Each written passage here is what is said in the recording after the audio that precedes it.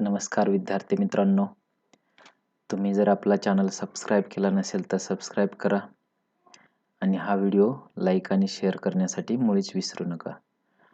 तर मी आहे प्राध्यापक Nilesh Gawade, assistant professor, department of commerce, Sant Dnyaneshwar महाविद्यालय सोयगाव. आणि आज आपण रेशो अनालिसिसमधील प्रॉब्लेम 5 पाहणार आहोत. तर पहिल्यांदा पाहूयात आपण हा प्रॉब्लेम 5. तर तुम्ही तुमच्या वहीमध्ये हा प्रॉब्लेम लिहून घ्यायचा आहे. तर प्रॉब्लेम काय आहे पहा. From the following statement of good luck company limited for the year ended on 31st March 2020. मग आता या ठिकाणी आपल्याला trading and profit and loss account दिलेले for the year ended on 31st March 2020, particulars rupees. आता या ठिकाणी टू ओपनिंग स्टॉक किती दिलेला आहे? Opening stock 2,50,000, to purchases 10,50,000, to gross profit carry down 6,50,000. आता by sales 18 lakh, by closing stock 1,50,000. Total of both the side 19,50,000. या ठिकाणी आणखी प्रॉफिट अँड लॉस अकाउंट मध्ये to selling and distribution expenses किती आहेत? या ठिकाणी 1 lakh. To administrative expenses 2,30,000, to financial expenses 20,000, to net profit carry down 3,50,000, to gross profit brought down 6,50,000, by profit on sale of fixed assets 50,000. Total of both the side 7 lakh. आणखीन काही information दिलेलं आहे, म्हणजे balance sheet दिलेलं आहे. Balance sheet as on 31st March 2020, liabilities rupees, assets rupees. आता share capital दिलेलं आहे 5 lakh, general reserve 4 lakh, profit and loss account 1,50,000, sundry creditors 2 lakh. आता या ठिकाणी ॲसेट्स दिलेले आहेत. Land and building 5 lakh, plant and machinery 2 lakh, stock in trade 1,50,000, sundry debtors 2,50,000, cash and bank balance 1,50,000. Total of both the side 12,50,000. आणि calculate म्हणजे काय विचारलेलं आहे कॅल्क्युलेट करण्यासाठी? तर वेगवेगळे रेशोज विचारलेले आहेत. त्याच्यामध्ये पहिला आहे current ratio, next acid test ratio, त्याच्यानंतर ऑपरेटिंग रेशो, त्याच्यानंतर स्टॉक टर्नओव्हर रेशो आणि डेटर्स टर्नओव्हर रेशो. तर एवढे रेशोज आपल्याला कॅल्क्युलेट करण्यासाठी विचारलेले आहेत. तर आपण पाहूयात वन बाय वन. तर सुरुवातीचा पहिला आपल्याला कोणता रेशो विचारलेला आहे? Current ratio. मग ॲन्सरमध्ये या ठिकाणी करंट रेशोचा फॉर्म्युला आपल्याला माहिती आहे. Current ratio is equal to current assets divided by current liabilities. पण आता आपल्याला प्रॉब्लेममध्ये कोणकोणत्या करंट ॲसेट दिलेल्या आहेत आणि कोणकोणत्या करंट लायबिलिटी दिलेल्या आहेत या माहीत पाहिजेत. मग आता आपण प्रॉब्लेममध्ये पाहूयात की या ठिकाणी बॅलन्स शीट जर पाहिला आपण तर आपल्याला कोणकोणत्या करंट ॲसेट दिलेल्या आहेत? तर पहिले आहे की कॅश अँड बँक बॅलन्स, त्यानंतर सन्ड्री डेटर्स, त्यानंतर स्टॉक इन ट्रेड. तर या काय झाल्या? आपल्या करंट ॲसेट झाल्या. आता लँड अँड बिल्डिंग आणि प्लांट अँड मशिनरी या काय आहेत? फिक्स्ड ॲसेट आहेत. आता त्याचबरोबर आपल्याला करंट लायबिलिटीज पण माहीत पाहिजेत. मग या ठिकाणी सन्ड्री क्रेडिटर्स ही एकच काय आहे? आपली करंट लायबिलिटी आहे. मग आपण या व्हॅल्यू आपण फॉर्म्युल्यामध्ये टाकायच्यात.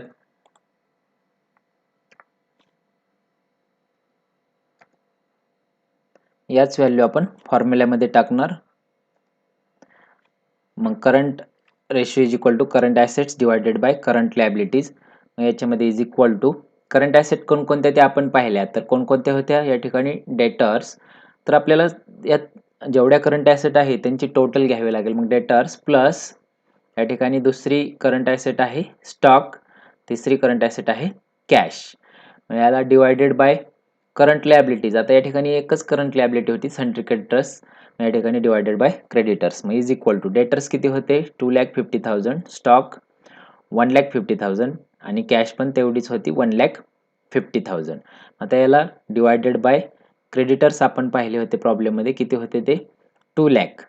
आता इज इक्वल टू या तिघांची टोटल 2,50,000 प्लस 1,50,000 प्लस 1,50,000, तर ते किती येईल मग 5,50,000 divided by 2 lakh as it is येतील, डिवायडेड बाय 2 लाख. आता या ठिकाणी हे जर कॅल्क्युलेशन केलं तर आपल्याला या ठिकाणी आन्सर मिळेल इज इक्वल टू 2.75. इथं करंट रेशो आहे, त्यावेळेस आपण काय म्हणतो इज टू 1.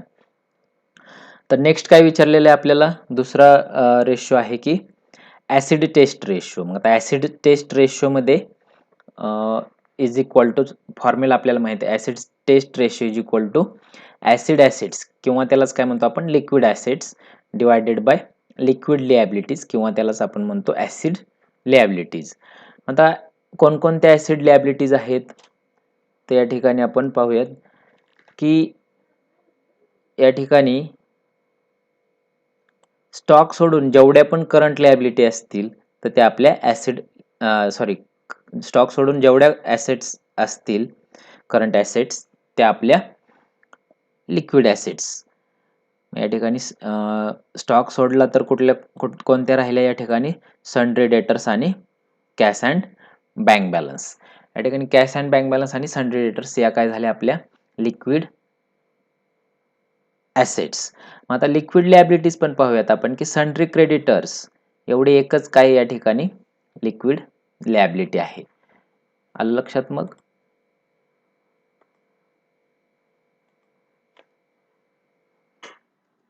आता फॉर्म्युल्यामध्ये आपण व्हॅल्यू पुट करायच्यात is equal to acid test ratio is equal to, आता ॲसिड ॲसेट्स कोणकोणत्या होत्या किंवा क्विक ॲसेट्स किंवा लिक्विड ॲसेट्स या ठिकाणी is equal to debtors plus cash and bank balance होता डिवायडेड बाय ॲसिड लिॲबिलिटीज होते की सन्ड्री क्रेडिटर्स होते. मग इज इक्वल टू आता डेटर्स किती होते आपले 2,50,000 प्लस कॅश 1,50,000. आता याला डिवायडेड बाय ॲसिड लिॲबिलिटीज म्हणजे सन्ड्री क्रेडिटर्स होते ते 2 लाख. मग is equal to 2,50,000 plus 1,50,000 is equal to किती झाले मग 4 lakh divided by 2 lakh. Answer आपल्याला किती मिळेल मग या ठिकाणी इज इक्वल टू 2. रेशो आहे त्यामुळे आपण काय म्हणतो इज टू 1. मग ॲसिड टेस्ट रेशो आपल्याला काय मिळाला 2:1.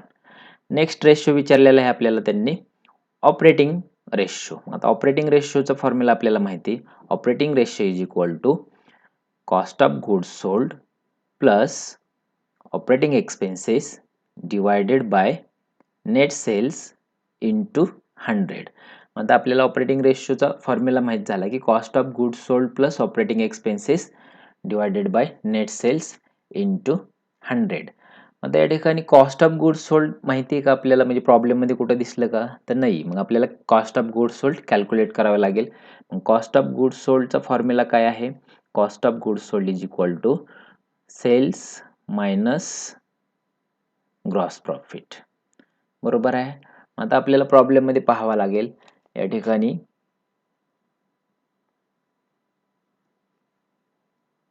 की सेल किती आहे, बाय सेल्स 18 लाख आणि आपल्याला ग्रॉस प्रॉफिट एक लागतो त्या ठिकाणी. तर ग्रॉस प्रॉफिट किती आहे आपला, टू ग्रॉस प्रॉफिट 6,50,000. या दोन व्हॅल्यू आपल्याला लागतील त्या ठिकाणी. मग आता कॉस्ट ऑफ गुड्स सोल्ड आपण कॅल्क्युलेट करू शकतो. सेल्स माहीत झाला आपल्याला 18 लाख मायनस 6,50,000. आपल्याला कॉस्ट ऑफ गुड्स सोल्डची व्हॅल्यू मिळेल 11,50,000. तर नेक्स्ट आपल्याला आणखीन व्हॅल्यू लागेल की प्लस ऑपरेटिंग एक्सपेन्सेस. आता ऑपरेटिंग एक्सपेन्सेस काय काय आहेत ते देखील आपल्याला पाहावं लागेल. या ठिकाणी एक्सपेन्सेसमध्ये जाऊयात आपण. तर या ठिकाणी एक्सपेन्सेस ऑपरेटिंग एक्सपेन्सेस म्हणजे एवढे सर्व काय होतील एक्सपेन्सेस येतील. तर मग to selling and distribution expenses आहेत 1 लाख, ॲडमिनिस्ट्रेटिव्ह एक्सपेन्सेस आहे 2,30,000 आणि फायनान्शियल एक्सपेन्सेस आहेत 20,000. या तिघांची टोटल म्हणजेच काय होईल आपला या ठिकाणी ऑपरेटिंग एक्सपेन्सेस होतील.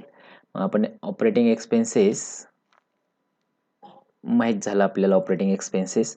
मग आता या व्हॅल्यू आपण या ठिकाणी ऑपरेटिंग रेशोच्या फॉर्म्युल्यामध्ये पुटअप करू शकतो. Is equal to operating ratio is equal to cost of goods sold आपल्याला माहीत झालेलं आहे 11,50,000 प्लस आता ऑपरेटिंग एक्सपेन्सेस मध्ये आपण तिघांची टोटल घ्यावी लागेल आपल्याला की 1,00,000 प्लस 2,30,000 प्लस 20,000. तर मग ही टोटल किती झाली या ठिकाणी 3,50,000. ऑपरेटिंग एक्सपेन्सेस कसं मिळालं ते कळालं का? तर आपले जेवढे पण ऑपरेटिंग एक्सपेन्सेस आहे त्या सर्वांची टोटल केली आपण, त्याला डिवायडेड बाय नेट सेल्स. मग सेल्स आपल्याला माहिती आहे 18,00,000 इंटू 100. मग आता या ठिकाणी कॅल्क्युलेशन जर केलं तर आपल्याला 11,50,000 प्लस 3,50,000 तर आपल्याला किती मिळाले 15,00,000 डिवायडेड बाय 18,00,000 इंटू 100. मग इज इक्वल टू जे पण आन्सर मिळेल ते आपल्याला कशामध्ये मिळेल पर्सेंटेजमध्ये. या ठिकाणी 15,00,000 डिवायडेड बाय 18,00,000 83.33 मिळालं आणि मल्टिप्लाय 100 आहे म्हणजे आपल्याला आन्सर ऑपरेटिंग रेशो किती मिळेल पर्सेंटेजमध्ये 83.33%. आता नेक्स्ट आणखीन पुढचा रेशो विचारलेला आहे stock turnover ratio. Stock turnover रेशोचा फॉर्म्युला माहिती आहे आपल्याला. Stock turnover ratio is equal to cost of goods sold divided by average stock. बरोबर आहे. Stock turnover ratio is equal to cost of goods sold divided by average stock. पण आता average stock म्हणजे काय? Cost of goods सोल्डची value तर आपल्याला मिळालेली आहे, परंतु आता average stock is equal to opening stock plus closing stock divided by 2. आता प्रॉब्लेममध्ये पहा या ठिकाणी ओपनिंग स्टॉक किती दिलेला आहे 2,00,000. ओपनिंग स्टॉक 2,50,000 आणि क्लोजिंग स्टॉक किती दिलेला आहे 1,50,000. मग आता या दोघांची टोटल डिवायडेड बाय 2. मग या ठिकाणी average stock is equal to opening stock आहे 2,50,000 प्लस क्लोजिंग स्टॉक आहे 1,50,000 डिवायडेड बाय 2. लक्षात मग या ठिकाणी divided by 2 is equal to 2,50,000 plus 1,50,000 4,00,000 divided by 2. मग ॲव्हरेज स्टॉक आपल्याला मिळेल इज इक्वल टू 2,00,000. आता कॉस्ट ऑफ गुड्स सोल्ड आपण अगोदर कॅल्क्युलेट केला, त्याच्यानंतर आपल्याला ॲव्हरेज स्टॉक पण माहीत झालेला आहे 2,00,000. मग आपण स्टॉक टर्नओव्हर रेशोमध्ये या व्हॅल्यू पुटअप करायचे. मग stock turnover ratio is equal to 11,50,000 cost of goods सोल्डची व्हॅल्यू आपण अगोदरच कॅल्क्युलेट केलेली होती, त्या ठिकाणी ती आपल्याला मिळाली होती 11,50,000 डिवायडेड बाय ॲव्हरेज स्टॉक तो किती मिळाला आपल्याला या ठिकाणी 2,00,000. मग डिवायडेड बाय 2,00,000. मग stock turnover ratio is equal to आपल्याला किती मिळेल मग तो 5.75. या ठिकाणी स्टॉक टर्नओव्हर रेशो आहे तो आपण टाइम्समध्ये सांगत असतो म्हणून पुढे येईल टाइम्स. नेक्स्ट आणखीन एक रेशो विचारलेला आहे डेटर्स टर्नओव्हर रेशो. आता debtors turnover ratio is equal to sundry debtors plus bills receivables divided by sales into 365 days. आता या ठिकाणी आपल्याला प्रॉब्लेममध्ये जर गेलो आपण की सन्ड्री डेटर्स किती आहे आणि बिल्स रिसिवेबल किती आहेत, तर या ठिकाणी सन्ड्री डेटर्स किती आहेत 2,50,000 आणि बिल्स रिसिवेबल्स आहेत का या ठिकाणी, तर नाही आहेत.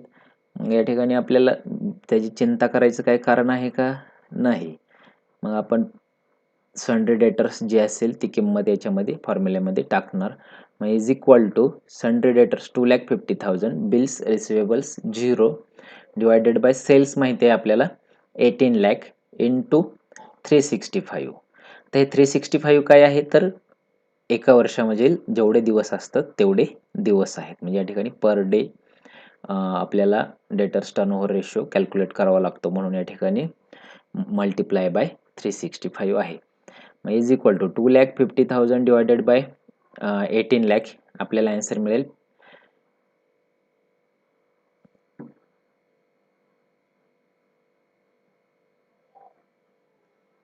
50.59.